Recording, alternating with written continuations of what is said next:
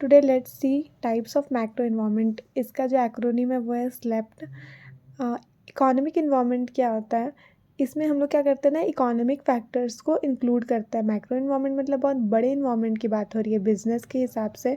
जो macro environment है उसका मतलब उस जिस इन्वायरमेंट पर उसका कोई कंट्रोल नहीं है, जिस इन्वायरमेंट से उसको क्या करना पड़ता है, अपॉर्चुनिटीज़ को ग्रैब करना होता है और थ्रेट से बचना होता है।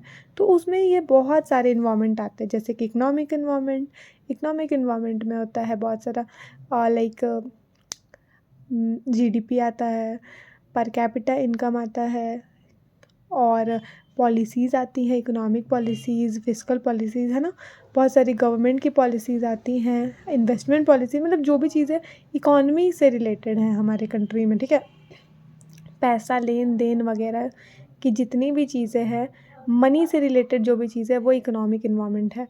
सोशल एंड कल्चरल क्या होता है, language, norms, religion, ethics, basically ये सब ट्रेडिशन और एक कल्चर है, किस तरीके से समाज में इंसान रहते हैं, उनका क्या मान्यता है, क्या वैल्यूज़ है, किस तरीके की चीज़ों पर वो विश्वास रखते हैं, और किस चीज़ को वो सही बोलते हैं, किस चीज़ को गलत बोलते हैं, उनका लैंग्वेज वगैरह, ये सब आता है सोशल कल्चरल इन्वायरमेंट में। पॉलिटिकल और लीगल इन्वायरमेंट में क्या आता है, एक कंट्री जो है उसका लाइक कैसा है, स्टेबिलिटी कैसा है, लाइक वहाँ पे कैसी गवर्नमेंट है, वो किस तरीके की रूल्स एंड रेगुलेशन लाती है, किस तरीके की स्टेबिलिटी है उस कंट्री में, ठीक है।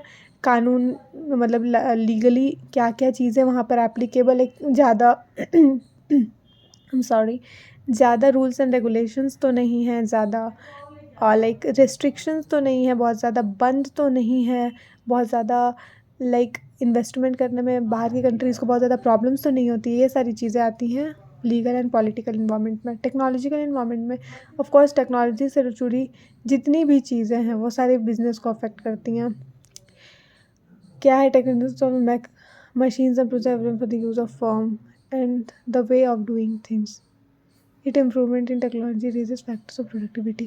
देखो क्या है कि टेक्नोलॉजिकल इन्वायरमेंट अगर अच्छा होगा ना हमारा, तो हमारी प्रोडक्टिविटी बढ़ती है, ठीक है, फर्म की, और एक यूनिट की कॉस्ट जो है वो कम आती है, क्योंकि प्रोडक्टिविटी बढ़ेगी तो क्या होगा, कॉस्ट रिड्यूस होगा। टेक्नोलॉजी से हमारी प्रोडक्टिविटी बढ़ती है। डेमोग्राफिक में क्या आता है, age age population size, gender, ये सारी चीज़ें भी क्या है, डेमोग्राफिक इन्वायरमेंट। एक नेचुरल इन्वायरमेंट है जो ऑफ कोर्स नेचुरल फैक्टर्स है, किस जगह का क्या फैक्टर है, कैसा क्लाइमेट है, क्या कंडीशन है, इकोलॉजिकल फैक्टर कैसा है वहाँ का, ये सारी चीज़ें नेचुरल इन्वायरमेंट में आती है। Thank you so much for watching.